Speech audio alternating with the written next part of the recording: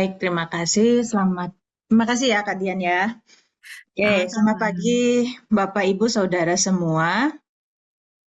Ya, Bapak Ibu saudara, saudara semua yang mungkin sudah beberapa tahun ya sejak pandemi ya Kak Dian ya untuk ikut Bible Study ini. Ya, betul. Nah, ceritanya Bible Study ya atau istilah kerennya itu belajar teologi gitu ya, berteologi gitu ya. Nah, sekarang sebetulnya saya mau mulai dari dasar sekali. Apa sih sebetulnya teologi itu dan apa pentingnya berteologi itu? Dan nanti kita akan melihat cabang-cabang ilmu teologi. Jadi ini adalah sebuah pengantar ya kalau kalau kita sekolah di sekolah teologi itu ya, pengantar gimana kita akan mulai belajar tentang teologi. Nah, ya, pengertiannya dulu ya, definisinya dulu ya Bapak Ibu ya. Nah, kata teologi itu sebetulnya dari kata theos dan logos dari bahasa Yunani. Theos itu artinya Allah, sedangkan logos itu bisa diartikan sebagai perkataan, hikmat, pikiran, pengetahuan, bahkan ajaran dan doktrin gitu ya. Nah, jadi kesimpulannya kalau teologi itu berarti kan ilmu tentang Allah atau bisa juga percakapan tentang Allah gitu kan. Nah, eh, dan kalau Bapak Ibu pasti pernah dengar ya, misalnya logi-logi yang lain gitu ya, misalnya biologi gitu kan, geologi gitu kan, eh apa psikologi misalnya kayak gitu ya. Dan logi-logi yang lain, nah itu kan ilmu-ilmu yang lain. Logi itu kan logos ilmu gitu ya, soal pemikiran, pengetahuan. Nah, kalau biologi berarti ilmu tentang makhluk hidup. Nah, apa bedanya teologi dengan biologi, psikologi ya, dan logi-logi yang lain, ilmu-ilmu yang lain gitu. Nah, ilmu-ilmu yang lain itu kan kita mempelajari sesuatu. Mempelajari misalnya biologi. Biologi itu misalnya tentang makhluk hidup. Makhluk hidupnya apa? Kalau kalau kalau hewan misalnya zoologi gitu ya. Kita mengamati hewan. Kita bisa mengamati perilakunya ya. Misalnya saya senang anjing, apa? Misalnya ada ahli anjing itu ya kayak Cesar Milan, dia mengamati perilaku anjing dan dia bisa memahami anjing dan akhirnya bisa eh, mengerti anjing dan bisa menguasai gitu sifat-sifat anjing, dia bisa menaklukkan anjing yang tadinya beringas. Nah, seperti itu ya. Jadi atau misalnya kita belajar psikologi, ilmu tentang jiwa. Ketika kita belajar memahami seseorang yang jiwanya ini kok kayaknya kacau, tidak bisa dipahami, dan melalui ilmu psikologi itu kita memahami dia dan mungkin ada eh, distorsi distorsi dalam jiwanya yang bisa akhirnya diperbaiki dengan ilmu psikologi. Nah, sekarang teologi, kita belajar tentang Allah. Masalahnya gini, kita ini ciptaan Bapak Ibu Saudara. Kalau ilmu-ilmu yang lain kita mengamati benda, kita mengamati hal yang mungkin di bawah kita seperti hewan. Hikmat kita lebih daripada hewan. Kita bisa mengamati sesuatu, tapi teologi kita ini sedang mempelajari Allah.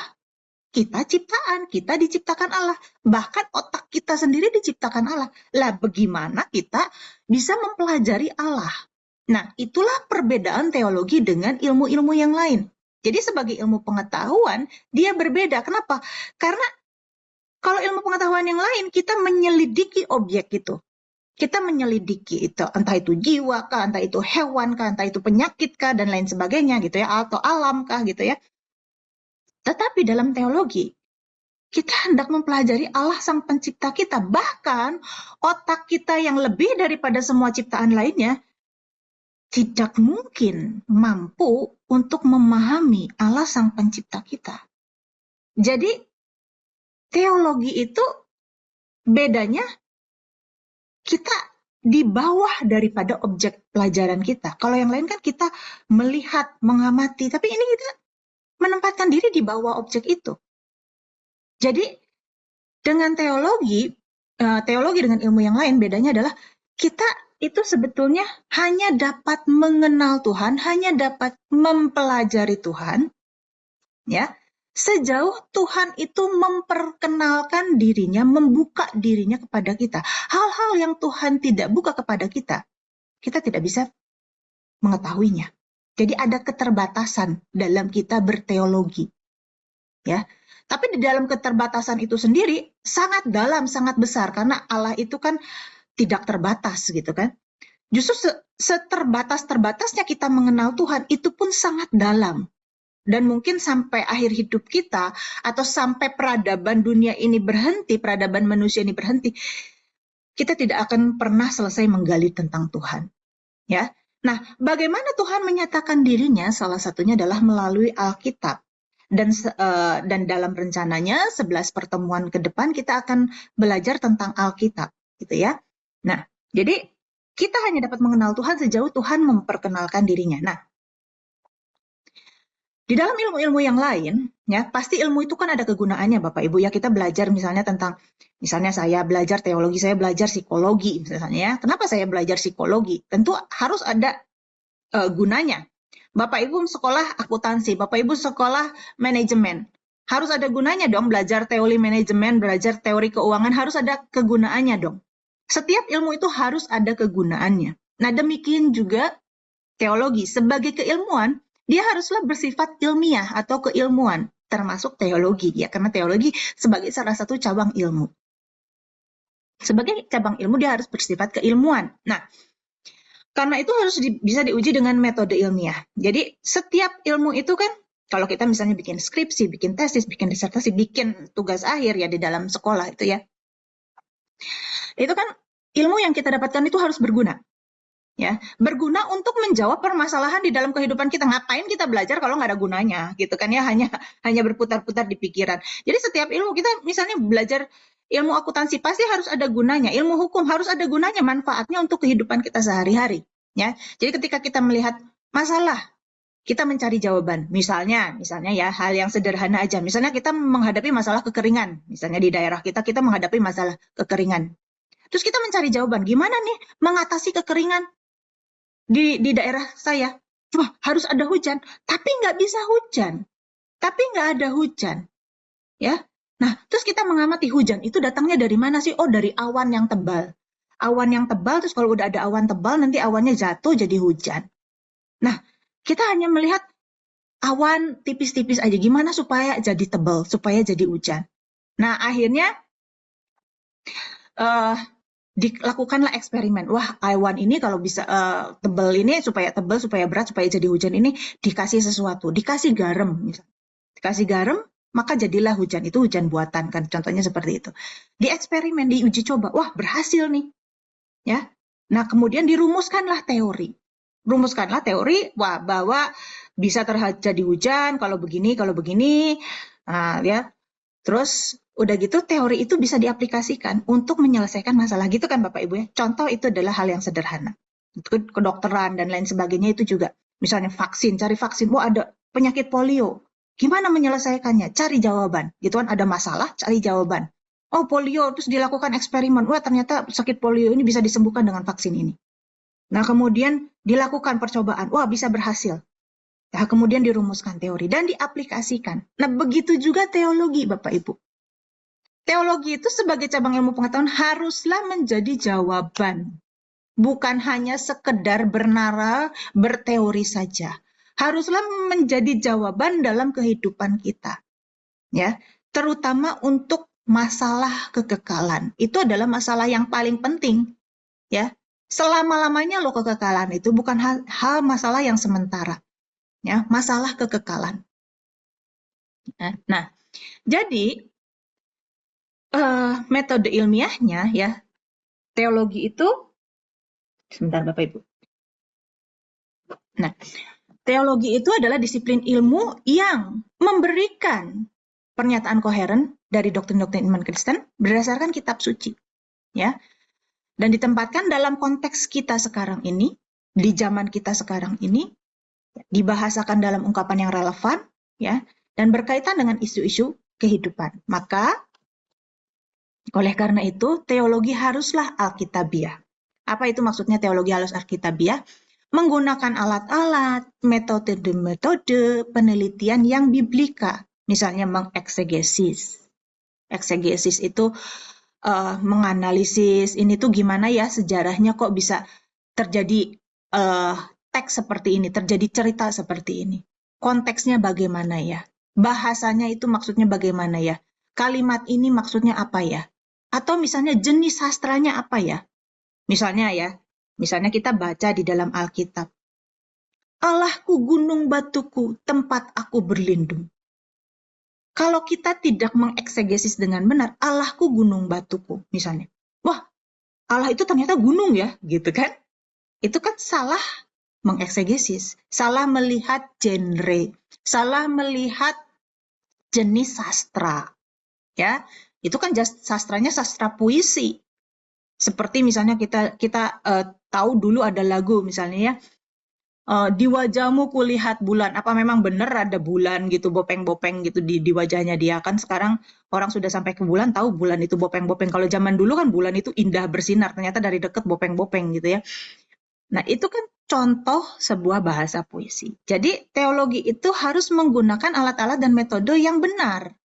Contohnya misalnya mengeksegesis itu ada analisis historisnya, konteksnya, ya, mengartikan bahasanya, apa itu bahasa aslinya, ya, juga jenis sastranya. Nah, yang kedua adalah teologi itu haruslah sistematik. Ya, yang pertama adalah teologi harus biblika atau alkitabiah.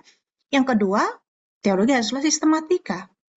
Ya, bahannya diambil dari keseluruhan kitab suci dan harus ada korelasi satu dengan yang lain. Ya, misalnya keselamatan. Bagaimana keselamatan di Perjanjian Lama? Pastilah relevan dengan di Perjanjian Baru. Bukan, oh di Perjanjian Lama begitu, di Perjanjian Baru begini. Kalau ada perbedaan berarti nggak relevan. Berarti itu tidak sistematis. Pastilah ada korelasi yang relevan. Ya, ada benang merah yang sama di seluruh Alkitab ini. Ya. Nah, kemudian haruslah relevan, artinya menjawab tantangan-tantangan dan pertanyaan-pertanyaan dari kehidupan ini. Ya, harus menjadi penyelesaian masalah, bukan hanya berputar-putar di pikiran saja. Buat apa hanya pintar berteori saja, berteologi saja, tetapi tidak menjadi solusi. Bahkan solusi untuk hal yang paling penting, yaitu masalah kekekalan. Dan yang berikutnya, teologi haruslah praktikal. Ya, dapat diaplikasikan dalam kehidupan sehari-hari. Nah, jadi teologi sebagai ilmu itu ada objeknya, yaitu Alkitab. Ya, ada metodenya, ya, menghermeneutik. Mungkin nanti lain kali Bapak Ibu ada pelajaran hermeneutik, bagaimana memahami, menafsirkan Alkitab dengan benar, ya. Dan kemudian memiliki hasil, yaitu ajaran atau doktrin. Ya, yang pasti harus bermanfaat dan berdampak kekal, ya. Sekali lagi berdampak kekal, bukan hanya untuk kehidupan yang sementara. Yang sementara itu tidak terlalu penting, bukan saya bilang tidak penting. Tidak terlalu penting dibandingkan dampak yang kekal. Buat apa kita sejahtera hidup di dunia ini tetapi mati kita binasa selama-lamanya. Nah, sebagai ilmu tentu teologi memiliki rambu-rambu keilmuan, metode ilmiah. Tetapi sebagai wahyu ilahi, ya, karena kita sedang mempelajari Allah kan, itu membutuhkan pimpinan Roh Kudus, membutuhkan pimpinan Allah sendiri sebagai penuntun. Itu perbedaan teologi dibanding logi-logi yang lain, ilmu-ilmu yang lain. Jadi sama seperti ilmu-ilmu yang lain, harus ada rambu-rambunya. Ilmu-ilmu yang lain juga kan harus ada metodenya, ada rambu-rambunya. Demikian juga teologi. Masalahnya, sebagai wahyu ilahi, karena kita ini mempelajari Allah, ya, bukan hanya tidak cukup metode-metode itu saja, tetapi juga membutuhkan pimpinan ilahi dan Roh Kudus sebagai penuntun. Ya, Bapak Ibu ya, itu yang perlu. Karena banyak saya mengamati banyak orang-orang yang teolog-teolog yang sudah belajar gitu ya, ilmunya tinggi, tetapi akhirnya tidak lagi memiliki relasi atau hanya belajar di pikiran saja, tidak memiliki pengenalan pribadi, bahkan tuntunan ilahi. Oleh karena itu, kayaknya nggak nyambung antara teologinya dengan kehidupannya. Banyak orang-orang yang pintar berteologi, cakap untuk mengajar, tetapi kehidupannya misalnya melakukan pelanggaran moral, tidak menjadi terang, tidak memuliakan Tuhan. Ya, kejam gitu ya. Tidak memiliki kasih Kristus. Nah itu, kenapa? karena melepaskan ilmu ini dari pribadinya Allah sendiri. Nah, jadi kenapa kita harus berteologi? Ya, karena manusia itu dilengkapi dengan akal budi, ya Bapak Ibu ya, diciptakan, dan salah satu kata Tuhan Yesus, kasihilah Tuhan Allahmu dengan segenap hati, segenap jiwa, segenap akal budi, dan segenap kekuatan. Jadi, jangan dipikir beberapa misalnya ya orang-orang kaum yang Pentakosta klasik, tidak semuanya ya, tetapi zaman dulu itu seperti itu gitu ya. Wah, Petrus aja nggak belajar kok. Ada golongan-golongan yang takut untuk belajar gitu ya. Nggak usah sekolah, sekolah itu bikin kamu malah sesat ya. Di satu sisi memang saya mengakui bahwa banyak orang-orang yang bersekolah akhirnya lupa untuk berdoa, lupa untuk mengalami Tuhan, hanya menalar Tuhan saja ya. Nah, kita harus ingat bahwa Tuhan Yesus juga memberikan perintah untuk mengasihi Tuhan dengan segenap hati, pakai perasaan, ya. Jadi jangan bilang, wah nggak usah pakai perasaan, ngapain doa sambil nangis-nangis gitu ya. Loh, pakai perasaan, perasaan juga diciptakan sama Tuhan kok, ya. Dengan segenap hati, jiwa, akal, budi itu juga dipakai, ya. Dan dengan segenap kekuatan, artinya apa? Dilakukan. Harus ada implikasinya, harus ada dampaknya, harus dilakukan. Nah, kemudian juga Allah, ini ayat-ayatnya ya, pentingnya berteologi. Allah juga menghendaki umatnya untuk mengenal Dia dengan benar. Ya, umatku binasa karena tidak mengenal Allah, gitu kan? Nah, dan Alkitab itu sebagai landasan berteologi. Nanti Bapak Ibu baca sendiri ayat-ayatnya ya, supaya kita cepat untuk ini. Nah, dan kemudian puncak dari semuanya itu, tujuan kita berteologi adalah supaya kita selamat. Ya. 1 Timotius 4 ayat 16 misalnya, awasilah dirimu sendiri dan awasilah ajaranmu, pesan Rasul Paulus kepada Timotius, ya, muridnya. Supaya dengan demikian kamu menyelamatkan dirimu sendiri. Nah, 2 Timotius 3 ayat 16, segala tulisan yang diilhamkan Allah bermanfaat untuk mengajar. Jadi Alkitab ini haruslah implikasinya adalah untuk mengajar, menyatakan kesalahan, memperbaiki kelakuan, dan mendidik orang dalam kebenaran. Jadi ajaran yang berlandaskan kepada Alkitab, sedangkan Alkitab itu ditulis untuk apa? Nah, haruslah relevan kan dengan tujuan Alkitab ditulis, yaitu untuk mengajar manusia, memperbaiki kelakuan, mendidik orang dalam kebenaran, menyatakan kesalahan, artinya merubah kehidupan, merubah perilaku, merubah kodrat, merubah karakter. Dengan demikian kita diselamatkan dengan ajaran atau teologi itu.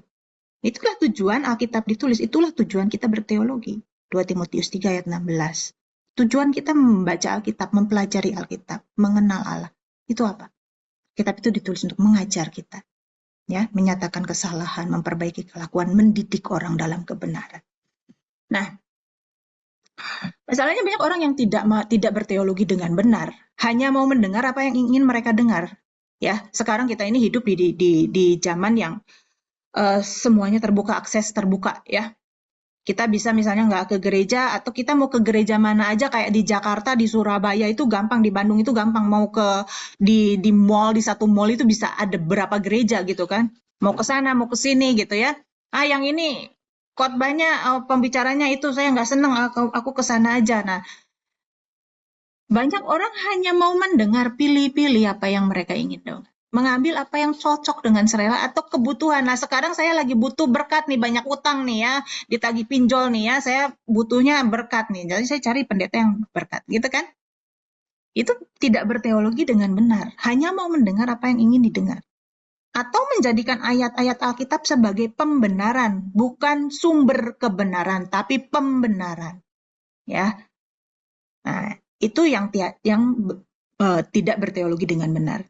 Nah, kalau begitu, kalau hanya mau mendengar apa yang ingin didengar, kalau hanya menjadikan ayat-ayat Alkitab sebagai pembenaran diri, ya, maka Alkitab bukan lagi firman Allah. Ya. Bisa jadi kalau misalnya itu yang ngomong saya, maka firman Anu gitu. Semua bisa menafsirkan Alkitab, tapi apakah Alkitab ditafsirkan dengan benar? Semua bisa bicara atas nama Alkitab, atas nama Allah, tapi apakah memang itu esensinya firman Tuhan? Kalau tidak berdasarkan metode-metode yang benar, menafsirkan Alkitab jadi tidak benar, maka Alkitab bukan firman Allah. Contoh Bapak Ibu gini ya. Misalnya di Alkitab ada dikatakan gini, tidak boleh bercerai kecuali karena jinah, gitu kan ya, ada ya misalnya kayak gitu. Terus sudah gitu, jinah ini apa? Jinah ini, tidur dengan yang bukan istrinya. Oke, tapi juga Tuhan Yesus juga bilang kalau seorang memandang perempuan dan menginginkannya, dia sudah berbuat zina, misalnya seperti itu. Ketika kita lihat pasangan kita, misalnya ada chat gitu ya, chat misalnya, atau ada video porno lah, ada chat mesra dengan orang lain kah gitu ya, atau bahkan sampai jatuh dalam perzinahan satu kali misalnya, berselingkuh tidur dengan orang lain gitu ya. Wah, kita bilang, sudah, kamu jinah, saya cerai. Apakah maksudnya seperti itu? Bukankah di ayat yang lain juga Tuhan Yesus bilang untuk mengampuni 70 kali 7 kali? Nah, gitu kan? Jadi kalau pembenaran karena dia ya udah bosen, udah pengen cerai, sekali ketahuan zina, langsung cerai. Nah, gitu kan? Itu untuk pembenaran. Contohnya misalnya seperti itu. Ya, tapi di sini saya tidak lagi bicara tentang perceraian, ya Bapak Ibu ya. Nah, karena itu ya, kita harus punya hati yang rendah hati. Saya sendiri sampai sekarang selalu merasa kurang, ya, dan selalu ingin menggali Alkitab. Ya, jangan sok tahu tetapi selalu ingin tahu. Ya, seperti sida-sida yang ketemu dengan Filipus sida-sida dari Ethiopia yang bertemu dengan Filipus. Dia bertanya, apa sih ini maksudnya gitu ya. Jangan seperti murid-murid yang berjalan ke Emmaus. Dia merasa udah tahu gitu. Tapi kemudian ketika Tuhan Yesus memaparkan itu, barulah terbuka matanya. Oh iya ya, selama ini kita baca kok nggak ngerti-ngerti ya, ternyata itu maksud. Nah, jangan berlagak sudah tahu. 2 Petrus 3 ayat 14-16 itu Rasul Petrus bilang bahwa banyak orang salah paham tentang tulisan Paulus, sehingga memutarbalikkan maksudnya dan menjadi kebinasaan. Tulisan Paulus itu rumit, katanya seniornya, katanya Petrus. Petrus itu kan seniornya Rasul Paulus kan. Rasul Petrus itu seniornya Rasul Paulus. Seniornya dia bilang, tulisan Paulus itu rumit. Jadi orang yang membacanya dengan sederhana, dengan begitu saja, nggak ngerti latar belakangnya Paulus nulis itu, akhirnya memutarbalikan maksudnya dan akhirnya menjadi kebinasaan. Nah loh, surat-surat Paulus itu ternyata bisa jadi kebinasaan buat orang yang nggak ngerti maksudnya. Ya, atau seperti orang Farisi dan orang Saduki yang dikatakan oleh Tuhan Yesus sesat, padahal mereka adalah ahli-ahli Taurat, ya sudah hafal Taurat dari kecil. Nah, oleh karena itu dalam membaca kitab suci, dalam mempelajari kita berteologi, jangan membawa pemahaman kita sendiri. Ya, contohnya misalnya kayak Petrus. Tuhan Yesus bilang sama Petrus, bilang sama murid-muridnya, gini ya, aku ini datang ya untuk menebus dosa dunia. Jadi kamu jangan kaget ya kalau nanti aku ditangkap, kemudian aku disalibkan. Wah, Petrus bilang, jangan gitu Rabi, jangan ngomong gitu, kiranya Allah menjauhkan hal itu daripadamu. Wah, Tuhan Yesus bilang, enyahlah iblis, engkau hanya memikirkan apa yang dipikirkan manusia. Kenapa? Karena Petrus pikir Yesus datang itu menjadi raja dunia. Ya, jadi kalau Yesus bilang nanti saya mati ya, nanti saya ditangkap ya, nanti saya disalibkan ya, itu buruk buat dia. Wah, aku sudah ninggalin semua kerjaanku, aku mau jadi Perdana Menteri, malah gini. Makanya dia bilang, kiranya Allah menjauhkan hal itu daripadamu. Nah, itu kan bawa pemahamannya sendiri si Petrus itu waktu itu. Belum ngerti dia. Ya. Jadi kita juga jangan membawa doktrin pemahaman kita sendiri. Ya. Nah, yang harus kita ingat, saya ingatkan sekali lagi, ketika kita berteologi, ketika kita membaca kitab suci dan menghasilkan sebuah ajaran dari situ, menghasilkan sebuah tafsiran atau ajaran dari situ, tujuannya adalah harus untuk mengajar dan menyatakan kesalahan. mengajar kebenaran tentu ya, menyatakan kesalahan, apa yang salah harus dihentikan, harus diperbaiki, harus melakukan yang benar, dan untuk mendidik orang dalam kebenaran. Ini artinya apa? Merubah karakter manusia. Itulah tujuan kitab suci ditulis, merubah karakter manusia. Pesan utamanya berteologi, membaca kitab suci adalah untuk mengubah karakter manusia dari manusia lama menjadi manusia baru, menjadi manusia yang ilahi. Ya, dengan demikian tiap-tiap manusia kepunyaan Allah diperlengkapi untuk setiap perbuatan baik. Ini inti berteologi, ini inti dari kitab suci, Bapak Ibu. Jadi segala ajaran kita bisa menilai, bukan menghakimi. Kita bisa menilai, ya. Apa sih bedanya menghakimi sama menilai, Bu? Gitu ya, misalnya ada yang nanya, Bapak Ibu tahu kan hakim itu di pengadilan itu dia memutuskan siapa yang apakah si terdakwa ini bersalah atau tidak, bukan sekedar menilai bersalah atau tidak. Kalau dia salah, maka dia harus dihukum, divonis hukuman 2 tahun, 3 tahun gitu ya, bahkan sampai hukuman mati gitu kan. Tapi kalau dia tidak bersalah, maka si hakim membebaskan. Jadi hakim itu bukan hanya menilai salah atau benar, tetapi juga menjatuhkan hukuman. Nah, kita tidak menghakimi, kita tidak sampai menjatuhkan hukuman. Kita hanya menilai. Kita menilai, ini salah, ini benar. Ya udah, kalau ini salah, saya nggak ikuti. Dadah, gitu ya. Saya tinggalkan. Tapi kalau ini benar, saya ikuti. Jadi kita nggak sampai seperti hakim yang menjatuhkan hukuman. Menjatuhkan hukumannya tentu kita nggak bisa kan memasukin penjara dan lain sebagainya. Tapi setidaknya misalnya kita bilang, bidat lo, sesat lo, masuk neraka lo. Kita terus udah gitu kita ejek-ejek di media sosial lah. Itu kita menjatuhkan hukuman loh Bapak Ibu. Ya. Nah, jadi kita harus menilai tapi kita tidak menghakimi. Ya. Kita menghormati setiap orang itu punya pandangan masing-masing. Ya. Jadi kita harus bisa menilai mana yang benar nih, mana yang salah. Dan yang benar itu yang gimana ciri-cirinya. Kalau ajaran itu mendorong kita untuk berubah menjadi manusia baru, pasti itu ajaran yang. Kalau ajaran itu mendorong kita untuk memperbaiki karakter kita, pasti itu ajaran yang benar. Harus ada implikasinya, bukan hanya bernalar di pikiran saja. Ya. Jadi Bapak Ibu, ya, prinsipnya dalam berteologi itu haruslah ortodoksi, ortopraksi, ortopati. Ya. Orto itu artinya benar, ya, yang lurus gitu ya. Nah, ortodoksi itu artinya pendapat yang lurus atau ajaran yang lurus. Ortopraksi artinya adalah perilaku yang benar, perilaku yang lurus. Ortopati artinya perasaan yang benar. Nah, jadi pengajaran yang benar atau ortodoksi, pengajaran yang benar atau ortodoksi itu pasti menuntun atau menuntut perilaku yang benar atau ortopraksi. Ortodoksi pastilah menuntut atau menghasilkan ortopraksi. Ya. Jadi kita nggak usah bilang, oh itu ajaran itu sesat, ajaran ini sesat. Tunjukin aja apa yang kita yakini benar, ajaran kita benar, dengan perilaku kita yang benar. Bukan dengan mulut kita.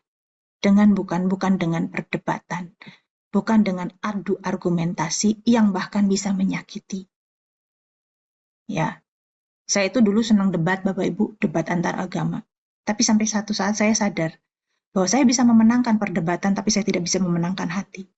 Ya dong, kalau kita berdebat, apalagi debat antar agama. Misalnya saya sebagai Kristen diejek-ejek, Tuhanmu kok telanjang, Tuhanmu kok lahir dari itunya perempuan, gitu kan? Tuhanmu kok netek, gitu. Yang ada apa? Sakit hati. Bukannya berubah agama, tapi yang ada sakit hati. Nah, begitu juga saya memandang sebaliknya. Kalau saya menghina atau menyalah-nyalahkan ajaran agama orang lain, ini antar agama, belum antar doktrin Kristen ya. Ini antar agama dulu. Begitu juga pasti dia sakit hati. Bukannya makanya saya bilang tadi, kita bisa memenangkan perdebatan, tapi kita tidak bisa memenangkan hati. Ya ketika kita melihat ada perbedaan-perbedaan ajaran, perbedaan-perbedaan teologi di dalam lingkungan Kristen, tunjukin bahwa apa yang kita pahami sebagai kebenaran itu berbuah dalam kehidupan kita. Kita tunjukkan dalam perilaku kita. Ya, bukan dalam perdebatan adu argumentasi yang bisa menyakiti. Karena itu bukan semangat atau spirit dari Tuhan Yesus yang penuh kasih. Ya, orthodoxy leads to orthopraxy. Doktrin yang benar mengarahkan pada perilaku yang benar. Doktrin yang benar menuntut perilaku yang benar. Ya, jadi doktrin adalah tafsiran dari teks-teks Alkitab yang dirumuskan oleh akal budi manusia. Dan perlu kesucian hidup. Jadi dua ini ya. Dua ini perlu. Metode yang benar dan kesucian hidup pimpinan Roh Allah. Semakin kita suci, semakin Roh Allah gampang memimpin kita. Kalau kita carpe dewe, hidup kita nggak suci. Susah Roh Allah, susah kita mendengar suara Tuhan. Ya. Teologi ini kan belajar ilmu tentang Allah. Pasti sebagai ilmu ada prinsip-prinsipnya, ada metodenya. Tetapi karena kita belajar tentang Allah, maka kita perlu pimpinan Allah. Karena otak kita ini nggak cukup, Bapak Ibu. Ya. Jadi perlu, dua-duanya itu perlu. Metode yang benar dan kesucian hidup supaya kita bisa mendengar suara Allah, pimpinan Allah. Dan membaca firman-Nya benar menurut seturut kehendaknya. Ya. Nah, sekarang kita akan masuk ke dalam ilmu bibliologi, core kita, pelajaran kita saat ini ya. Nah, sebagai cabang ilmu teologi, Bapak Ibu, cabang teologi itu bisa dibagi secara garis besar 3 bagian. Yang pertama landasannya adalah biblika, yang kedua adalah sistematika, yang ketiga adalah praktika. Dasarnya adalah biblika. Biblika ini bicara soal kitab-kitab ya. Nah, kitab-kitab misalnya gini, kitab Kejadian ditulisnya pakai bahasa apa? Ditulisnya kapan? Oleh siapa? Ya, apa latar belakang penulisannya? Itu misalnya biblika. Nanti kita bicara Kejadian beda lagi kalau kita bicara soal nabi-nabi. Itu udah genre yang berbeda, apalagi sampai Wahyu. Beda lagi. Wahyu itu genrenya bagaimana atau jenis sastra, genre itu jenis sastra ya Bapak Bu ya. Jadi kalau nggak ngerti istilah-istilah boleh tanya ya. Tapi saya juga sambil nyebut ininya ya, sinonimnya gitu ya, persamaan katanya. Nah, kayak misalnya kitab Wahyu.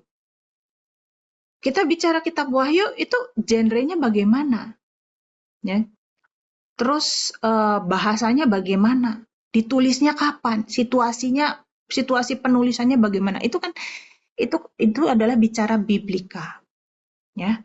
Nah, jadi bicara kitab-kitab menurut zaman, menurut penulisnya, menurut pembacanya dan menurut bahasanya. Ya, itu bicara soal biblika. Bicara biblika itu bicara kitab suci. Entah itu kitab suci keseluruhan, misalnya sekarang kita akan bicara keseluruhan ini ya 11 pertemuan ke depan itu adalah Alkitab, atau bicara perbagian. Perbagian itu misalnya seperti Kejadian sendiri atau Taurat lah ya, atau kitab nabi-nabi lah, atau kitab buku Yeremia aja gitu ya, atau kitab Injil. Injil pun dibagi-bagi kan. Injil Matius, Markus, Lukas, nah itu perbagian-bagian. Bagaimana si penulis menulisnya, bahasa apa, nah itu biblika. Ya, kapan itu ditulis itu biblika. Buku per buku, gitu ya. Yang kedua adalah dari biblika ini dihasilkan sistematika. Nah, sistematika ini per topik. Kalau tadi per buku, ya, ini per topik. Per topik misalnya gini. Bicara soal misalnya keselamatan. Gimana sih Allah itu keselamatan itu misalnya di kitab Kejadian sampai Wahyu. Pasti itu harus ada benang merah yang nyambung. Ya. Nggak boleh misalnya beda, oh di sana begini, di situ begitu gitu, nggak boleh. Nah, itu sistematika. Keselamatan terus ditelusuri dari kitab Kejadian sampai Wahyu. Ya. Per topik misalnya, entah itu topik keselamatan, topik dosa, topik manusia gitu ya, per tema, per topik. Itu sistematika. Kalau tadi biblika kan per buku kan, per zaman, per buku, per penulis gitu ya. Kalau ini sistematika per topik. Jadi seluruh topik di dalam Alkitab dicari. Gitu ya. Paham ya bedanya? Nah, yang ketiga adalah praktika. Praktika ini hal-hal yang berkaitan dengan ilmu-ilmu praktis, misalnya konseling, berkhotbah itu juga termasuk praktika. Etika, misalnya ya, etika bercerai itu boleh nggak sih? Kayak tadi ya saya singgung perceraian. Bercerai itu boleh nggak sih? Hukuman mati itu boleh nggak sih? Membunuh orang itu kalau gimana kalau misalnya saya lagi perang? Bunuh orang dong. Kalau saya jadi tentara gimana nggak boleh bunuh orang gitu kan? Hukuman mati. Kalau saya jadi hakim, ada orang bawa narkoba 5 kilo, hukumannya harusnya mati. Boleh nggak saya jatuhin hukuman mati? Nah itu praktika ya. Soal etika, soal konseling, ya itu adalah hal-hal yang praktika. Ya, nah ini garis besar cabang ilmu teologi. Nah, Biblika kita sekarang masuk ke Biblika. Kita akan 11 pertemuan ini bicara soal Biblika. Nah, Biblika ini kan tadi ya ada eksegesenya ya. Jadi mempelajari suatu kitab berdasarkan maksud si penulis di zamannya, di waktunya, dan siapa pembaca dari kitab itu. Nah, kita pelajari itu. Jadi jangan membaca kitab Wahyu dari sudut pandang kita sekarang. Jangan membaca kitab Kejadian dari sudut pandang kita sekarang. Karena kitab Kejadian itu ditulis untuk orang ribuan tahun sebelum kita, gitu. Ya. Nah, ada latar belakangnya, kita harus memahami konteks setiap zaman dari kitab-kitab itu berbeda. Sejarah, bahasa, genre tulisan atau jenis tulisan. Kita membaca kitab puisi ya tentu beda dengan kitab sejarah. Kitab sejarah beda dengan kitab nubuatan, ya. Budayanya, situasi sosial politiknya gitu ya. Nah, itu contoh-contoh misalnya seperti pengantar perjanjian lama, pengantar perjanjian baru, eksposisi Pentatek. Nah, itu adalah jenis-jenis biblika ya. Nah, jadi Alkitab yang 66 kitab itu dibagi-bagi golongan-golongannya, misalnya Taurat ya. Taurat misalnya Kejadian, Keluaran, Imamat, Bilangan, Ulangan. Kemudian kitab-kitab sejarah ya. Yosua sampai Esther. Kemudian kitab nabi-nabi Yesaya sampai Maleakhi. Kitab-kitab kebijaksanaan. Nah, ini genre, Bapak Ibu, ini jenis sastra. Kalau di Perjanjian Baru misalnya Injil atau kayak biografi Tuhan Yesus gitu ya. Tapi biografinya zaman Yunani harus kita pahami berbeda dengan biografi yang ditulis saat ini. Itu juga harus dipelajari lagi gitu ya. Jadi cara membaca biografi atau kitab Injil ini kan berbeda dengan kita membaca biografi yang ditulis orang zaman sekarang. Ya. Kemudian ada kitab sejarah gitu ya. Kemudian surat-surat Paulus ya. Nah, di situ juga ada kayak teologi tugas untuk surat-surat Paulus. Sehingga kita memahami kenapa sih Paulus ini nulis begini. Oh, ternyata ada situasi tertentu misalnya di Korintus sehingga Paulus ini akhirnya memberikan surat seperti ini untuk menyelesaikan masalah di situ. Nah, itu ya ketika kita membaca surat-surat. Nah, ya. Sedangkan kalau sistematika ya itu dibagi per topik, per tema, misalnya tentang Alkitab yang akan kita pelajari sekarang ya.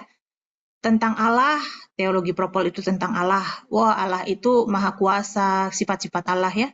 Tentang Kristus, siapa sih Kristus itu?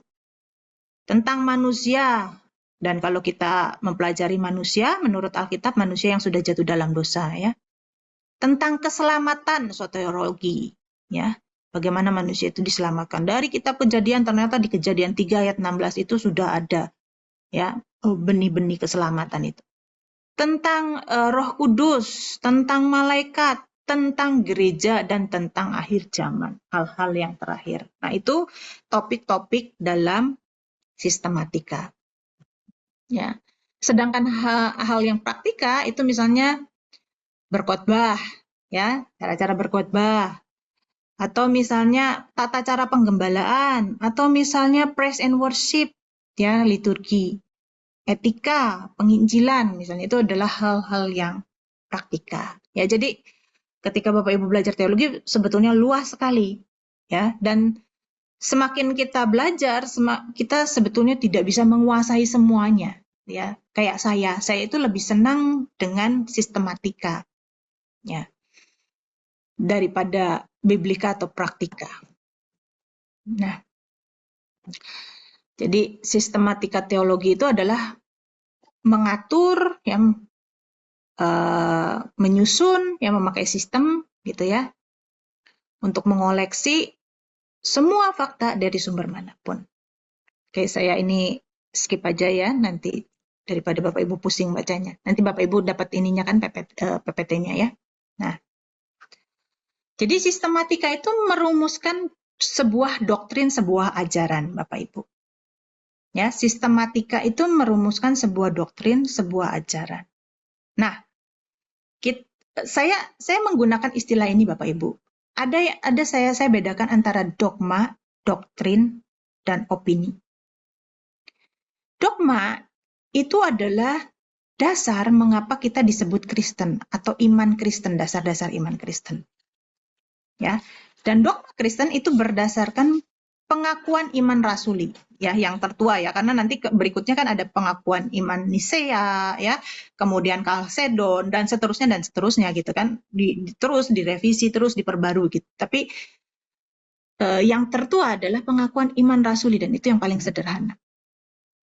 Nah, jadi kenapa kita disebut Kristen? Karena kita mengakui dogma atau dasar-dasar iman yang utama, yaitu dogma. Dan dogma Kristen adalah pengakuan iman rasuli. Aku percaya kepada Allah, ya, pencipta langit dan seterusnya. Ya, nanti kita baca itu. Nah, berikutnya, pengembangan dari dogma, maka berdirilah doktrin. Ya, jadi mengapa kita disebut Kristen? Itu karena kita memiliki dogma yang sama.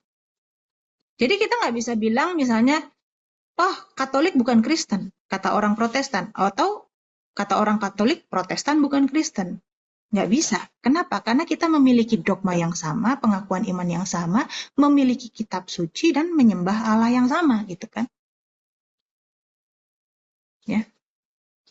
Nah, oleh karena itu, disinilah ada semangat ekumene, semangat kebersamaan, kesatuan sebagai Kristen, yang berlandaskan atas pengakuan iman yang sama, pengakuan iman rasuli.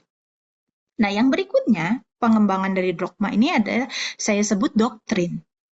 Doktrin gereja Katolik berbeda dengan gereja Protestan. Doktrin gereja Protestan berbeda dengan gereja Pantekosta. Doktrin gereja Pantekosta berbeda dengan gereja Baptis. Doktrin gereja Baptis berbeda dengan gereja Anglikan, misalnya seperti itu ya Bapak Ibu ya, dan seterusnya gitu kan. Tapi kita tidak bisa berkata bahwa Protestan itu sesat atau Protestan berkata kepada karismatik itu sesat. Hanya karena perbedaan doktrin. Ya. Nah, tentu doktrin ini dihasilkan dari pembacaan Alkitab. Semuanya juga bersumber dari Alkitab, Bapak Ibu. Ya. Gereja Baptis, gereja Pentakosta, gereja Katolik, gereja Protestan, semua menghasilkan doktrin asalnya juga Alkitab. Kita nggak bisa bilang, oh saya yang paling Alkitabiah, emang yang lain pakai primbon. Nggak ada orang Kristen yang dasarnya dari primbon. Nggak ada kan? Ya, semuanya berdasarkan Alkitab. Oh, saya yang paling Alkitabiah ya. Yang lain emang pakai apa ya? Semua juga pakai Alkitab, gitu ya. Jadi kita harus punya hati yang lega menerima perbedaan. Karena itulah doa Tuhan Yesus. Menerima, gitu kan? Perbedaan Bapa jadikan mereka satu. Itu doa Tuhan Yesus terakhir sebelum dia naik ke kayu salib. Nah, doktrin inilah yang menjadi dasar sebuah denominasi atau organisasi gereja, ya. Makanya ada gereja baptis, ya, yang baptisannya harus nggak boleh dipercik, harus diceburin, itu kan dia harus dicelupin, misalnya kayak gitu. Itu contoh misalnya ajaran gereja baptis, gitu kan. Nah, tetapi kemudian dari doktrin ini berkembang yang namanya opini. Misalnya di dalam satu sinode bisa jadi opini pendeta yang satu berbeda dengan pendeta yang lain. Itu pernah terjadi. Misalnya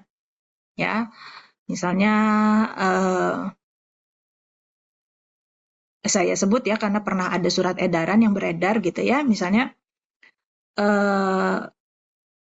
Pak Pendeta Insinyur Niko itu mengeluarkan waktu itu, ayo kita melakukan, saya tidak menjudge apakah ini atau saya tidak menilai ini benar atau salah, saya hanya memberikan contoh ya Bapak Ibu ya. Pak Pendeta Niko merayakan Yobel besar, tetapi kemudian waktu itu Pak Ruben Adi belum menjadi ketua sinode. Dia sebagai ketua Departemen Teologi itu memberikan surat edaran bahwa orang Kristen tidak lagi melakukan perayaan-perayaan Israel, intinya seperti itu. Itu saya baca dan itu adalah surat edaran yang beredar luas. Saya mengatakan ini karena itu sudah menjadi pengetahuan umum gitu ya, kan dilepas begitu aja suratnya, diedarkan begitu aja lepas gitu ya. Nah, itu adalah perbedaan opini. Dalam hal ini saya tidak sedang menilai yang mana yang benar, apakah Pak Niko atau Pak Ruben Adi, tapi saya memberikan contoh dalam satu organisasi yang sama bisa ada opini yang berbeda. Gitu. Ya. Nah, oleh karena itu Bapak Ibu, kita harus memiliki hati yang lega menerima perbedaan. Tentu dalam perbedaan itu kita bisa menilai ini yang benar, ini yang salah. Tapi biarlah benar atau salah itu berimplikasi kepada diri kita sendiri. Bukan untuk kita ngejudge orang lain. Ya, Bapak Ibu ya. Nah, di situ kita bisa bergandengan tangan sebagai sesama umat Tuhan. Ya, kau saudaraku, kau saudariku. Ya. Ku tak pandang dari gereja mana, asal kau berdiri atas firman-Nya. Gitu kan Bapak Ibu? Ya. Bagaimana kita hidup di negara Indonesia yang majemuk, yang berbeda agama, berbeda suku, berbeda ras, kalau dalam kekristenan aja kita nggak bisa bersatu.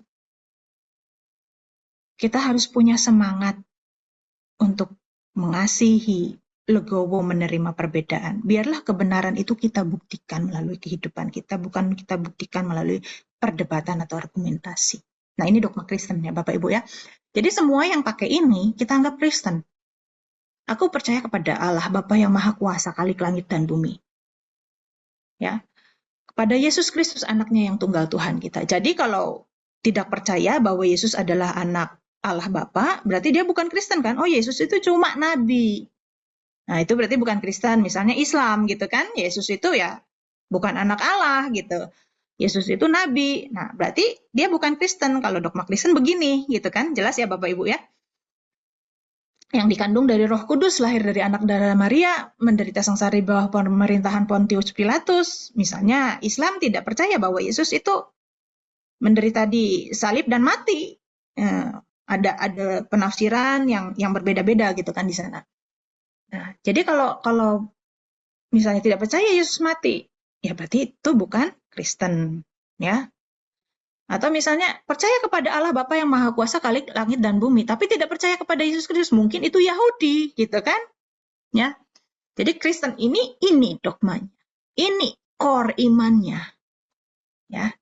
Jadi kita bisa bergandengan tangan dan bersama-sama dengan semangat ekumeni gitu ya, ekumene gitu, bahwa kau saudaraku, kau saudariku, ku tak pandang kau dari gereja mana asal kau berdiri atas firman-Nya. Ya. Ini dogma Kristen, ya. Aku percaya kepada Roh Kudus. Percayanya gimana? Apakah karya Roh Kudus masih terjadi atau enggak kan tidak dijelaskan di sini. Jadi tidak usah kita perdebatkan. Pokoknya dia percaya nggak ada Roh Kudus. Kalau dia percaya ya sudah, berarti dia Kristen. Gereja Protestan misalnya tidak percaya bahwa karunia itu masih terjadi, sesasionis. Ya, karunia itu sudah berhenti, sesasionis. Tapi gereja Pentakosta dan karismatik, kontinualis, percaya bahwa karunia itu masih terjadi. Tapi kan di sini, di dogma ini tidak dijelaskan. Jadi, selebihnya penafsirannya bagaimana, ya udah terserah. Yang penting sama-sama percaya. Aku percaya kepada Roh Kudus, sudah. Selesai. Bedanya nggak usah diperdebatkan. Gitu ya, Bapak Ibu ya, paham ya? Nah, ini perbedaan-perbedaan antara teologi biblika dan sistematika. Jadi teologi biblika studinya hanya pada satu kitab suci, sedangkan sistematika secara menggali kebenaran dari Alkitab dan sumber-sumber lainnya. Ya, Alkitab sebagai prima scriptura. Ya. Kalau teologi biblika mempelajari bagian-bagiannya, teologi sistematika mempelajari keseluruhan. Teologi biblika mempelajari suatu tema dari kitab tertentu, penulis tertentu, kalau ini suatu tema dari seluruh Alkitab. Teologi Biblika menjawab pertanyaan mengapa suatu doktrin itu berkembang. Teologi sistematika untuk mengerti apa yang tertulis pada akhirnya. Teologi Biblika lebih kepada proses, teologi sistematika lebih kepada hasil.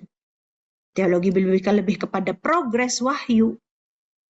Teologi sistematika lebih kepada kulminasi atau puncak dari wahyu. Ya. Nah, oke, jadi kesimpulannya teologi itu penting. Nanti kita kembangkan di tanya jawab aja ya Bapak Ibu ya supaya ada waktu untuk tanya jawab. Tetapi memiliki pengenalan melalui pengalaman pribadi dengan Allah lewat doa dan disiplin rohani itu lebih penting. Berteologi itu penting. Ya, memiliki sistematika yang benar, menafsir yang benar, hermeneutik yang benar, metode yang benar itu penting. Tetapi tidak cukup. Diperlukan pengalaman pribadi dengan Allah. Pengenalan lewat pengalaman. Karena Allah itu pribadi. Kalau kita mau mengenal pribadi, kita tidak hanya bisa berteori saja. Misal, kita punya Pak Presiden Jokowi yang kemarin baru ulang tahun. Kita apal tanggal ulang tahunnya. Kita apal dia lahir di kota mana, orang mana, makanannya senangnya apa, anaknya berapa, ya, bajunya sukanya pakai gimana, sepatunya pakai apa, cara ngomongnya gimana kita apal, ya. Tapi kalau kita nggak punya pengenalan pribadi, bagaimana dia mengenal kita? Kita mengenal dia. Kita hanya punya nalar aja. Kita hanya punya hafalan aja di sini. Ya kan? Kita nggak dikenal sama dia, bahkan mungkin kita tidak memahami pemikirannya sungguh-sungguh. Kita hanya bisa melihat dari jauh. Oh, sorry. Saya lupa.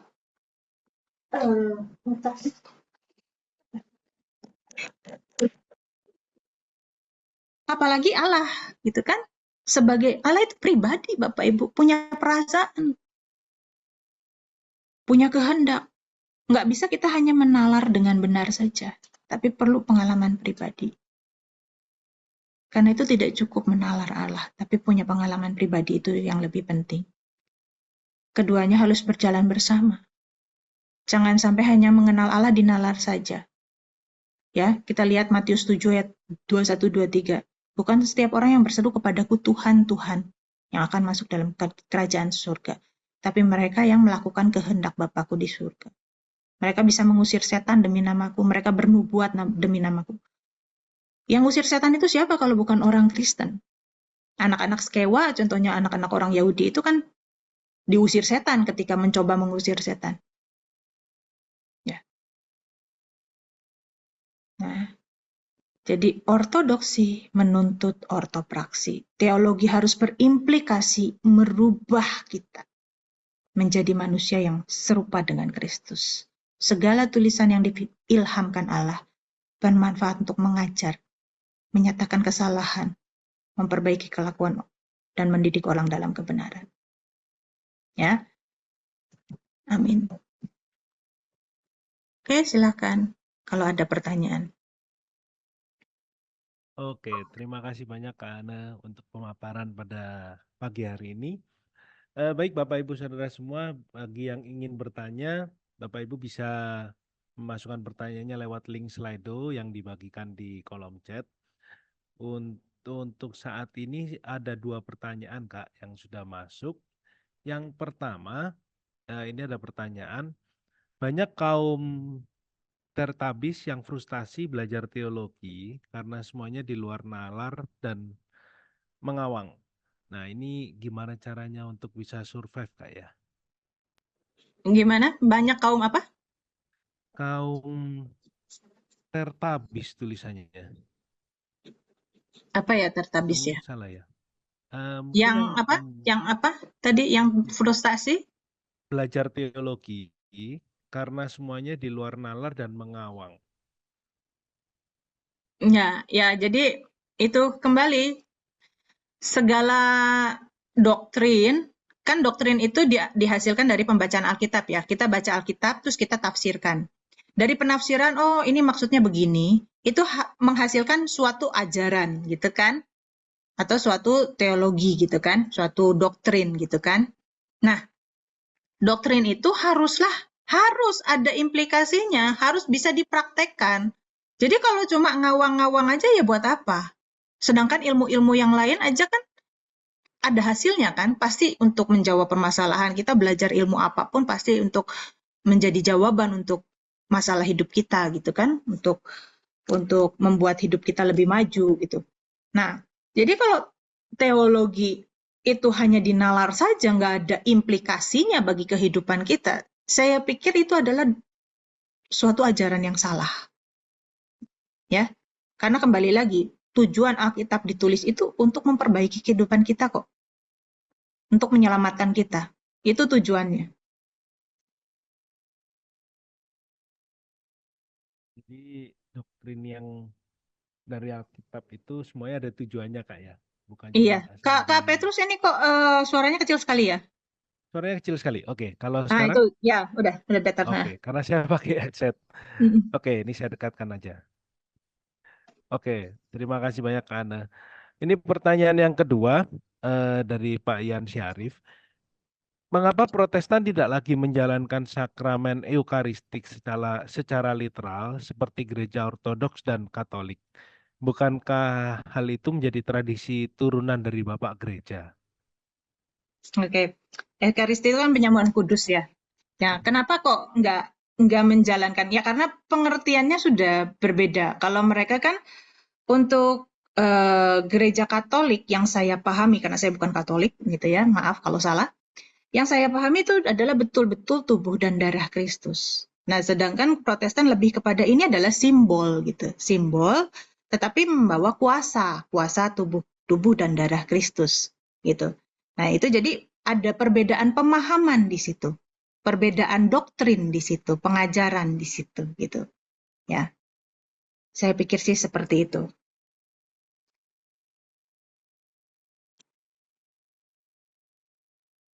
Oke, terima kasih Kak Ana. Pertanyaan yang berikutnya, nah ini ada bertanya, apakah menurut Kak Ana, apakah benar tidak ada teologi yang sempurna? Begini, teologi itu terus progresif ya, berkembang. Jadi sejak di Alkitab saja kita melihat perkembangan itu. Jadi jangan heran kalau misalnya sekarang ada teologi yang terus diperbarui. Di Alkitab aja itu kita bisa melihat perkembangan teologi. Contoh, contoh misalnya gini ya. Uh, Orang Israel itu di Taurat, di kitab Taurat, kalau berdosa supaya dosanya itu apa diampuni gimana? Potong domba kan? Nah, potong domba itu kan nggak boleh sembarangan. Potong domba itu kan harus di bait suci, gitu kan? Di dalam Taurat kan begitu kan? Nah, ketika mereka sadar mereka dibuang itu karena mereka berdosa. Dibuang ke Babel, bait suci dihancurkan. Nah, ketika mereka dibuang ke Babel, mereka sadar mereka berdosa nih. Terus mereka mau minta ampun, ya kan? Mereka mau potong domba. Tapi nggak bisa, karena potong domba harus di bait suci. Kalau mereka potong domba di Babel, itu namanya musyrik. Itu namanya mempersembahkan untuk dewa-dewa yang ada di Babel. Karena di zaman Timur Tengah kuno, setiap Allah atau dewa itu menguasai suatu wilayah. Gitu. Jadi ketika mereka di Babel, mereka nggak bisa apa itu nggak bisa minta ampun dengan potong domba. Padahal di Taurat kan begitu kan, untuk mereka minta ampun. Nah terus gimana dong? Sekarang kita dibuang karena berdosa. Terus kita mau minta ampun dari dosa. Kita harus potong domba, tapi nggak bisa. Bait Allahnya hancur, kita nggak bisa pergi ke apa? Kita lagi dibuang di Babel, nggak bisa seenaknya kan, yang namanya orang pembuangan, namanya orang tawanan kan nggak bisa seenaknya jalan-jalan gitu ya, datang ke bebas gitu kan, nggak bisa potong domba di sana di Yerusalem. Akhirnya apa yang mereka lakukan? Mereka merubah sistem potong domba untuk bertobat dengan apa? Dengan korban yang lain, korban potong domba dengan korban yang lain. Korban apa? Korban doa, korban pujian, korban puasa. Nah, itulah yang sekarang kita adopsi sebagai orang Kristen. Makanya ada lagu kami bawa korban pujian itu kan. Nah, contohnya misalnya itu. Jadi di zaman pembuangan ada perubahan. Siapa yang nyuruh? Apakah Tuhan nyuruh untuk melakukan itu? Kan enggak. Teologi sudah progresif di zaman pembuangan itu sendiri. Dan sampai sekarang pun orang Israel nggak bisa potong domba. Karena potong domba harus di Bait Allah, dan di Bait Allah berdiri, di tempatnya Bait Allah itu sekarang berdiri Dome of the Rock, atau di sebelahnya itu ada Masjid Al-Aqsa gitu kan. Mereka nggak bisa potong domba. Dan yang mereka lakukan apa untuk minta ampun? Itu korban-korban, misalnya korban doa-doa, membaca doa-doa gitu. Dan mereka membaca doa di sinagog. Nah, itulah mulai pergeseran-pergeseran. Nah, ada banyak sekali pergeseran-pergeseran teologi, ya. Dan itu justru menjelaskan bahwa sejak dulu tuh Allah itu membuka dirinya tuh perlahan-perlahan, pelan-pelan gitu kepada manusia, mengungkapkan dirinya tuh pelan-pelan. Jadi kalau ditanya kembali lagi ke pertanyaan tadi, apakah tidak ada teologi yang sempurna? Pasti ada teologi yang paling benar dan paling menuntut kita hidup benar. Paling membawa kita untuk mendorong kita hidup benar. Pasti ada di setiap zamannya. Dan itu sempurna untuk zaman itu. Tapi kita nggak boleh berhenti di situ. Kita harus mengikuti gelombang Allah. Terus kita ngikuti. Kalau Allah berjalan, kita berjalan. Sama seperti ketika di padang gurun, Allah bergerak, orang Israel bergerak. Kita pun sekarang seperti itu. Ya, selalu ada pembaruan. Misalnya Martin Luther. Ya, dulu itu menggugat gereja Katolik. Kenapa? Karena gereja Katolik ada di zaman kegelapan dan itu diakui oleh mereka dan mereka juga merubah diri. Ya, tapi pernah gereja Katolik jatuh di zaman kegelapan. Itu adalah fakta yang mereka akui sendiri. Tapi ya sekarang mereka sudah berubah ya. Nah, ketika itu pemimpin gereja ketika itu ya, bukan sekarang, itu korup.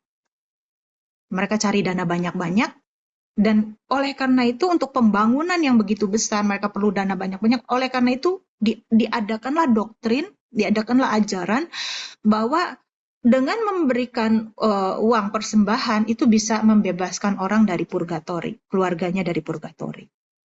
Nah, ketika itu Martin Luther berpikir, wah saya nggak punya duit, gitu kan? Saya gimana? Nah, kalau kamu nggak punya duit, kamu harus betul-betul hidup ya, pokoknya menyiksa diri gitu kan, asketis gitu. Sampai dia itu sampai jalan itu merangkak-rangkak, dibiara pakai lutut sampai lututnya tuh berdarah-darah gitu kan, lecet-lecet gitu kan. Sampai dia baca, wah keselamatan itu ternyata karena anugerah, bukan karena saya menyiksa diri seperti ini gitu. Nah, itu tepat di zaman itu. Tapi jangan puas di situ. Gitu. Tuhan terus membukakan. Gitu. Ya. Ada Jadi ya, pewahyuan-pewahyuannya ya Kak ya Anda ya. itu sempurna untuk zaman itu. Kan menjawab tantangan zaman teologi itu. Itu Iya. tantangan zaman di saat itu. Dan itu menjawab. Tapi sekarang zamannya berbeda. Kenapa kita lihat misalnya keselamatan hanya karena anugerah titik. Sudah, kalau kamu sudah jadi Kristen, kamu selamat. Itu membuat orang-orang di Eropa akhirnya, udah gue lahir Kristen. Kita lihat sekarang negara Eropa gimana. Negara yang asalnya lahir kekristenan gimana sekarang? Lebih banyak mana ateis sama orang beriman? Oke, mungkin secara ID, ya memang di sana nggak disebutin sih. Kalau di ID Indonesia kan disebutin ya agama apa gitu ya. Tapi secara identitas mereka mungkin masih Kristen, tapi apakah secara ini kan banyak yang ateis praktis kan kehidupan mereka. Di tempat di mana kekristenan berkembang begitu hebat dulunya. Kenapa? Karena tidak menjawab tantangan zaman itu tadi, doktrin yang itu. Berbeda, kita harus naik gelombang Tuhan berikutnya. Itu sebabnya kita melihat kan perubahan gereja, sejarah gereja kan ada Protestan, oh kemudian muncul Baptis, kemudian muncul Pietisme, John Wesley, dan seterusnya, dan seterusnya, dan seterusnya. Pentakosta, Parham, ya. Nah itu Seymour dan kawan-kawannya, di mana kemudian ada kesembuhan dan lain sebagainya. Terus gelombang Allah terus gitu. Dan nggak bisa berhenti. Apakah sudah selesai? Saya katakan, kita menggali Alkitab nggak akan pernah selesai mungkin sampai akhir dunia ini. Peradaban manusia berhenti. Kita nggak. Itu begitu dalam kalau kita mau gali terus. Asalkan kita punya hati yang suci, haus, dan lapar akan Tuhan, Tuhan akan bukakan rahasia-rahasianya bagi kita. Itu pendapat saya. Oke, terima kasih banyak Kak Ana. Ini ada pertanyaan juga. Sebentar.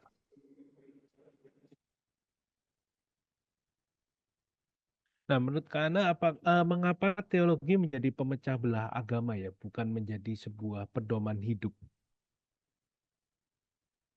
Yang memecah belah itu sebetulnya egonya manusia. Hmm. Karena mereka lebih melihat perbedaan daripada persamaannya. Coba kalau kita mau melihat persamaannya, kita jadi bersatu. Kita sama-sama sebagai pengikut Yesus, kita sama-sama sebagai yang mempercayai Alkitab. Nah, itu kan cara pandang orangnya yang memecah belah itu. Nah, cara pandang yang gimana? Yang ego, ingin diakui yang paling benar, yang paling hebat. Itu yang pribadinya manusia masing-masing, itulah yang sebetulnya pemecah belah itu. Saya sih berpendapat seperti itu. Ya, jadi kalau kita melihat teologi yang berbeda-beda, sebetulnya jangan kita melihat perbedaannya, tapi cobalah kita melihat kasih Allah yang mempersatukan. Kita melihat bagaimana doa Tuhan Yesus. Jadikan Bapa, jadikan mereka satu. Tuhan Yesus berdoa kepada Bapa. Siapa yang menjawab doa itu? Bapa melalui kita kan? Kalau kita nggak mau bersatu, gimana doa Tuhan Yesus terjawab? Kalau kita sekarang PDW, pokoknya mau suka-suka sendiri, pokoknya gue yang paling benar. Gitu. Justru ketika kita menerapkan kasih Kristus dalam perbedaan itu, jangankan gini ya, jangankan teologi ya, sekarang gini aja, dalam kita bergaul sesama pribadi, kita tuh dalam satu pelayanan, kan beda-beda ya, ada orang yang tak-tak sat-set gitu ya, ada orang yang easy going, slowly gitu ya, ya udah ntar gimana nanti, ini pujiannya lagunya apa, di musik mau siapin nih, udah gimana nanti aja mengalir aja gitu, kan orang yang biasanya tertata rapi kan bisa kesel kan ngelihat orang yang easy going kayak begitu, kayak sera-sera whatever will be gitu kan, kesel kan. Itu contoh misalnya melihat pribadi yang berbeda. Tapi ketika kita masuk satu organisasi, kita melihat perbedaan itu, gimana cara kita menghadapinya? Kita belajar untuk menerima perbedaan. Kita belajar untuk menerima kekurangan orang lain, gitu kan? Nah, itu kan kembali ke kita masing-masing kan, ngelihat perbedaan itu. Kita mau eker-ekeran bertengkar karena perbedaan, ataukah kita mau belajar merendahkan diri, membuka hati, mengasihi orang yang berbeda. Begitu juga cara kita memandang teologi. Tuhan Yesus mengajarkan kasih. Itu inti ajaran Kristen. Itu inti ajaran Yesus kasih. Kasih itu menutupi pelanggaran. Pelanggaran aja ditutupi, apalagi perbedaan. Nah, itu sih saya pikir, Kak Petrus. Oke, terima kasih Kak Ana. Ini ada tanggapan tadi yang dari pertanyaan sebelumnya tentang doktrin yang relevan itu. Tadi di PPT-nya Kak Ana sempat disebutkan bahwa Alkitab harus dianalisa dari zamannya karena beda dengan sekarang. Nah, namun mengapa bacaan tersebut kadang masih ada hal-hal yang relevan sampai saat ini? Ya, Kak Ana. Oke, jadi gini, ketika kita membaca Alkitab, menafsir Alkitab dengan benar, itu kita harus melihat dulu pertama secara biblika itu ya.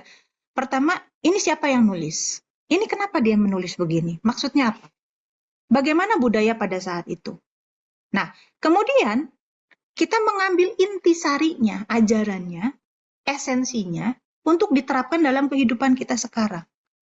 Kalau tidak ada yang bisa diterapkan, ya jangan, gitu. Kalau ternyata itu sama sekali tidak berhubungan dengan kita sekarang, ya jangan. Contoh, misalnya di Alkitab dibilang gini ya, Paulus. Paulus itu kan seorang Yahudi yang sangat-sangat Yahudi, yang sangat-sangat keras gitu kan. Nah, budaya orang Yahudi itu perempuan adalah warga kelas 2. Perempuan misalnya kesaksian perempuan itu nggak dianggap bernilai. Contohnya misalnya itu kan budaya-budaya Yahudi kan. Bahkan anak perempuan itu nggak dapat warisan gitu kan. Itu adalah budaya orang Yahudi. Kemudian Paulus menulis di dalam Alkitab, perempuan jangan mengajar. Nah, ketika kita membaca itu, kita selidiki dulu. Ini apakah maksudnya Paulus semua perempuan segala zaman itu nggak boleh mengajar? Karena kalau misalnya iya, maka saya udah minggu depan nggak usah ya, gitu kan? Saya perempuan nih, gitu, ya toh. Nah, ketika kita membaca itu kita pahami dulu maksudnya Paulus gimana. Oh, ternyata mengajarnya di zaman itu beda dengan mengajar sekarang. Ternyata perempuan di zaman itu tidak terdidik. Nggak boleh biasanya ikut kelas-kelas kayak gitu ya. Nggak boleh ikut belajar bersama. Nah, sehingga banyak nanya. Nah, sebaiknya diem dulu. Kalau kamu nggak ngerti, nanya di rumah. Jangan ngomong di sini. Nanya dulu di rumah, gitu kan.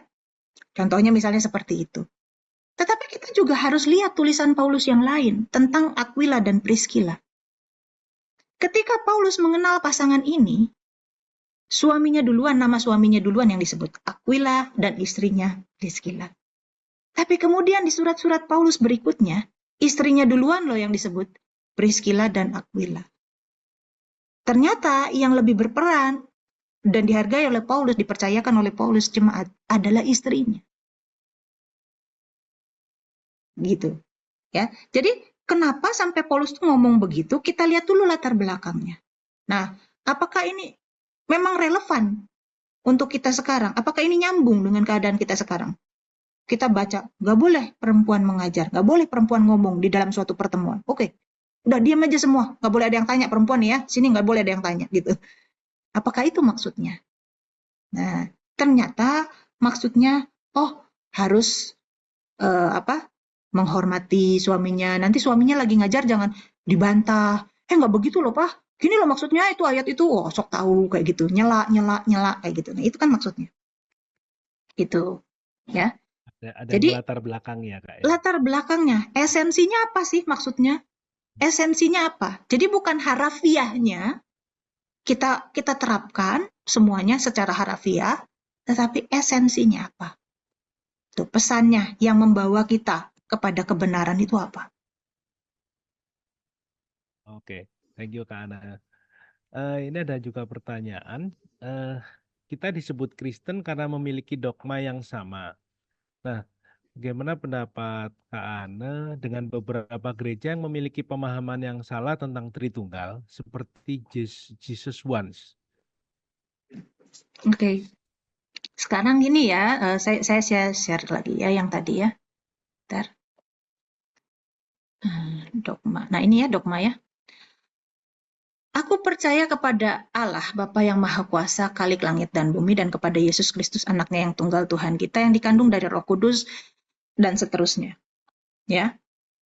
Nah, apakah rumusan,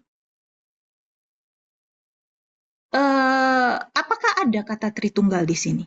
Apakah ada kata oneness di sini? Sehingga yang oneness bilang Tritunggal salah. Atau yang Tritunggal bilang oneness salah. Nggak ada kan kata oneness, nggak ada kata Tritunggal. Jadi bagaimana merumuskan hubungan atau relasi antara Kristus dan Bapa? Apakah itu setara? Apakah itu subordinasi? Itu tidak dijelaskan di sini. Itu masuk ke dalam ranah doktrin. Itu bukan dogma. Percaya nggak pada Allah Bapa? Percaya. Percaya nggak Yesus Kristus itu anaknya yang tunggal? Percaya. Ya sudah. Bagaimana hubungannya? Apakah setara? Apakah subordinasi? Apakah itu satu pribadi atau pribadi yang berbeda? Apakah oneness? Apakah tritunggal? Itu kan tidak dirumuskan di sini. Seperti tadi saya katakan, percaya kepada Roh Kudus. Roh Kudus itu gimana? Nggak dirumuskan di sini. Titik aja. Aku percaya kepada Roh Kudus. Titik. Selanjutnya itu adalah pengembangan dari dogma. Doktrin namanya. Nah, ya, jadi percaya nggak Yesus Kristus Juru Selamat kita yang menderita, mati di salib, bangkit kemudian pada hari yang ketiga? Percaya nggak? Percaya. Ya sudah. Kuta pandang kau dari doktrin mana? Ya. Oke, Yuk jadi kita dasarnya yang harus sama legowo ya. gitu ya. Untuk menerima perbedaan, kita aja hidup di negara yang berbeda-beda agama loh.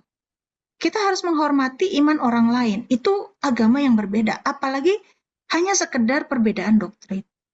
Sedangkan dia sama-sama menyembah Tuhan Yesus. Kenapa kita kok nggak bisa legowo menerima itu sih?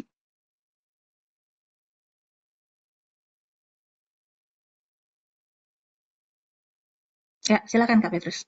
Oke, baik Kak Ana, thank you. Ini ada pertanyaan, apakah ada perbedaan cara tafsir dengan sistematika dengan cara biblika? Ya, pasti ada perbedaan antara sistematika dengan biblika. Saya kasih contoh ya. Saya kasih contoh. Misalnya gini, kitab Kejadian. Kitab Kejadian itu ditulis oleh orang Yahudi di zaman Perjanjian Lama. Bukan ditulis oleh orang Kristen di zaman Perjanjian Baru. Sederhananya seperti itu, ya. Tentu orang Yahudi tidak pernah mengenal, belum di zaman Perjanjian Lama belum mengenal Yesus Kristus dan tidak memahami apa itu Tritunggal istilahnya ya, atau Allah punya anak dan lain sebagainya gitu ya.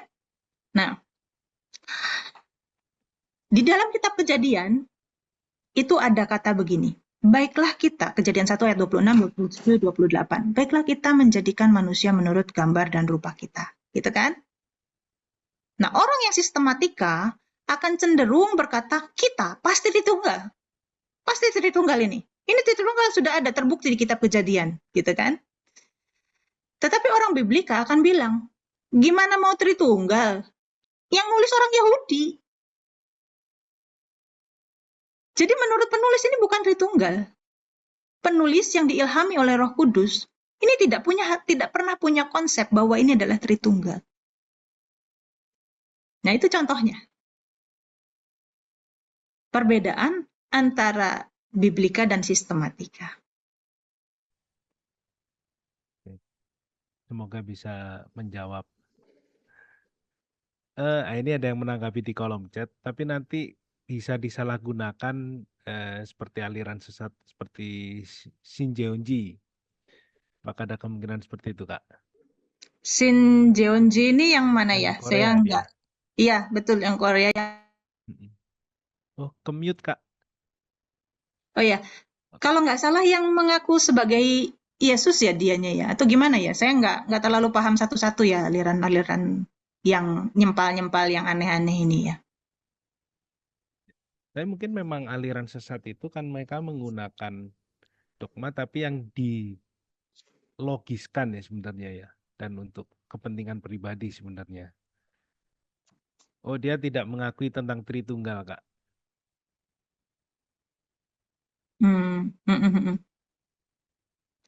Saya baca dulu ya. Pengikut Shin Jeonji, saya buka dari Wikipedia, diajari untuk percaya bahwa Lee adalah sang pendiri atau kedatangan Yesus Kristus yang datang kembali. Ya, mengklaim bahwa Alkitab ditulis dalam metafora yang hanya ditafsirkan oleh. Jadi dia mengaku Yesus kan yang datang kembali kan? Begitu. Tapi dia tidak mengakui Tritunggal seperti ya. Tritunggalan Iya. Allah. Ini yang saya sorry ya, saya baca dari. Nah, ini dia adalah Yesus Kristus. Ya. Ini saya baca dari Wikipedia. Karena saya nggak tahu Shin Jeonji itu yang gimana gitu kan. Nah ini, kalau dia mengakui Yesus Kristus, sedangkan di dogma tadi kan dikatakan Yesus Kristus naik ke surga, duduk di sebelah kanan Allah, dari sana ia akan datang untuk menghakimi orang yang hidup dan yang mati. Nah, si Shin Jeonji ini mengaku Yesus Kristus, tapi apakah dia sudah ada penghakiman? Kan belum ada gitu.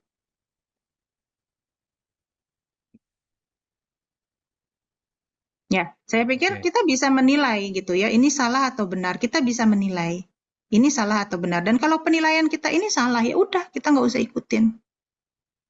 Nah, untuk memagari orang-orang di sekitar kita, kita bilang, ini salah karena begini, ini salah karena begitu. Jangankan Shinjeonji, kalau saudara adalah Protestan, saudara akan bilang, kita berbeda dengan Katolik karena gini, gini, gini. Atau saudara pas seorang Pentakosta, kita berbeda dengan Protestan, kita percaya dengan bahasa roh karena gini, gini, gini. Itu contohnya. Tapi kita kan nggak bilang bahwa, wah, orang itu gereja Protestan nggak ada Roh Kudusnya, gitu kan? Enggak kan? Nah, kita kan bilang, oke, Shinjeonji, oh, ternyata ajarannya begini. Dia ngaku sebagai Kristus, sudah datang kedua kali. Nah, kita bilangin, kita ajarin, kita pagari komunitas kita. Ya nggak bisa dong. Tuhan Yesus kan nanti datangnya jadi hakim, terus ya udah dunia kiamat dan lain sebagainya gini, gitu kan? Kan ini di dogma juga begini ajarannya. Nah, tanpa kita harus berkata, ini hancurkan, ya bakar, takbir, tanpa harus seperti itu. Iya, oke, thank you Kak Ana. Ini ada pertanyaan berikutnya yang bertanya mengapa ada sekolah teologi yang memakai gelar sarjana sains? Apakah pembelajaran pengenalan Tuhan bisa disamakan dengan ilmu filsafat ya? Eh, untuk beberapa sekolah teologi yang sudah, jadi gini, sekolah teologi itu kan ada dua ya. Yang satu itu di bawah Departemen Agama, itu adalah STT, Sekolah Teologi ya. Kemudian yang kedua adalah di bawah Dikti. Nah, yang di bawah Dikti ini biasanya bukan lagi teologi, karena teologi itu harus di bawah Departemen Agama. Tetapi namanya menjadi sekolah filsafat. Misalnya yang dulu STT Jakarta sekarang menjadi STFT. Misalnya itu.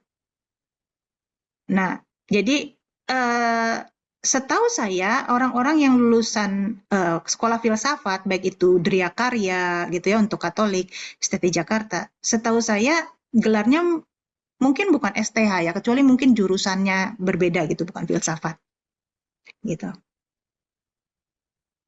Oke, thank you Kak Ana. Ini ada juga yang bertanya, nah kalau ini mungkin lebih berhubungan dengan masing-masing gerejanya ya. Ada yang bertanya, kenapa di gereja jarang mengajarkan atau memberikan khotbah dalam hal teologi atau termasuk di sekolah minggu, supaya jemaat dapat memiliki pemahaman yang lebih tepat, mungkin dalam hal Tritunggal atau hal-hal yang lain, daripada harus kita mengikuti sesi-sesi khusus seperti kuliah yang berbayar atau mungkin pendalaman Alkitab atau mungkin sesi seperti kita saat ini, Kak. Ya, Ada mungkin tanggapan dari Kak kebanyakan Ana. gereja memang ketika khotbah minggu itu tidak memberikan muatan-muatan yang mendalam soal teologi gitu ya. Tetapi kebanyakan, jadi ada juga gereja yang memberikan muatan-muatan teologi di khotbah minggunya. Nah, tetapi biasanya mereka menyediakan itu di pendalaman Alkitab di tengah minggu atau yang lain sebagainya ya gitu ya. Nah, kenapa? Karena gini, tidak semua orang punya keinginan untuk belajar mendalam tentang teologi. Setiap orang kebutuhan utamanya adalah aku punya masalah dan aku membutuhkan solusi. Aku punya masalah hidup sekarang dan aku membutuhkan solusi. Oleh karena itu, apa yang dikhotbahkan di khotbah minggu kebanyakan hal-hal yang bersifat praktika yang relevan untuk kehidupan sehari-hari dan untuk menguatkan kehidupan sehari-hari jemaat. Gitu. Karena tidak semua orang tertarik untuk bicara soal siapakah Yesus itu, ya Allah itu bagaimana, akhir zaman itu bagaimana. Itu bukan hal yang menarik untuk setiap orang, tapi setiap orang pasti punya masalah dan pengen jalan keluar. Nah, oleh sebab itu kebanyakan gereja menyediakan khotbah-khotbah yang praktika, yang praktis, yang lebih mudah dicerna, lebih mudah diaplikasikan dalam kehidupan sehari-hari. Saya kira seperti itu. Oke, thank you Kak Ana. Ini pertanyaan yang terakhir. Ini sebenarnya sudah jadi pembahasan berapa kali. Jadi menurut Kak Ana apa sih yang sebenarnya dimaksud dengan Kristen progresif? Ya, progresif ya. Kita harus ngerti diksinya dulu. Progres itu kan berkembang. Nah, sebagai seorang Kristen, sebetulnya kita harus progresif. Masalahnya gini, kalau itu dilabelkan oleh di label itu dipakai oleh salah satu, misalnya gini, warung enak, warung enak, warung enak itu gimana sih ya? Warung yang makanannya enak.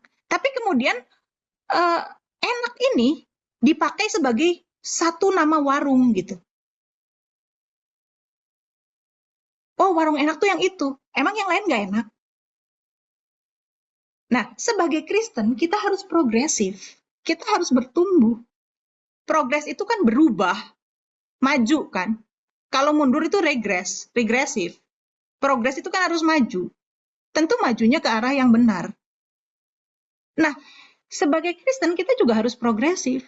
Itu menurut saya. Dan kita melihat, dan saya melihat, di dalam Alkitab aja progresif itu ada.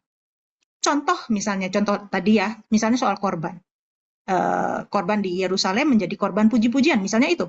Atau misalnya gini, di perjanjian lama, orang itu memberikan korban menyembelih binatang. Tapi kemudian, orang perjanjian baru, para rasul dan Tuhan Yesus mengartikan bahwa korban itu menjadi korban manusia, sedangkan pengorbanan manusia itu di perjanjian lama nggak boleh kan? Tapi kenapa Tuhan Yesus berkorban, jadi korban manusia? Ternyata Tuhan Yesus dan para rasul menafsirkan itu udah progres gitu, daripada orang perjanjian lama. Ya kan, berbeda kan? Makanya orang Yahudi sampai sekarang menghujat kekristenan loh, karena lu salah. Masa manusia dikorbankan? Lu salah, di Taurat itu nggak ada, nggak boleh. Lu menafsirkan salah, katanya orang Yahudi kepada orang Kristen. Nah, itu terbukti bahwa Tuhan Yesus sendiri progres gitu penafsirannya. Contohnya misalnya membunuh, perjanjian lama begini, Tuhan Yesus bilang, kamu membenci saudaramu aja membunuh, itu sudah progres. Nah, kita terus harus progresif yang benar. Tapi kalau kata progresif ini dipakai sebagai label salah satu gerakan tertentu, ya kita tinggal menilai apakah yang diajarkan di situ itu bermanfaat untuk mengajar, memperbaiki kelakuan, atau membuat kita, merubah kita menjadi seperti Kristus atau enggak. Kalau enggak ya udah nggak usah diikutin. Setuju sekali. Thank you Kak Ana. Jadi lebih ke diksinya aja ya. Dan Iya, setiap diksinya. kita Tapi harus kalau memang diksinya itu dipakai berprogresif. label buat dia, kelompok dia gitu Betul, kan ya. Kayak tadi warung betul. enak, warung sana enak, warung sini enak gitu ya.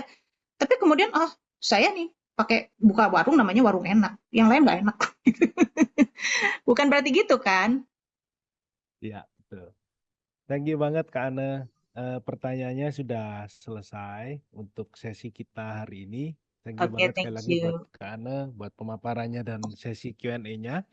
Bagi Bapak Ibu, tadi ada satu, bukan pertanyaan, tapi maksudnya menginformasikan bahwa ada yang dari sebelumnya bukan dari agama Kristen. Bagi Bapak Ibu bisa mengikuti materi-materi dari Bible Study yang sebelum-sebelumnya untuk membawa kita terus bertumbuh dalam kebenaran, dan juga bagi Bapak atau Ibu tadi yang menulis di link Slido, kalau belum punya komunitas bisa bergabung juga dengan komunitas kami di kelompok. Terima kasih Kak Ana dan teman-teman semua. Tuhan Yesus memberkati.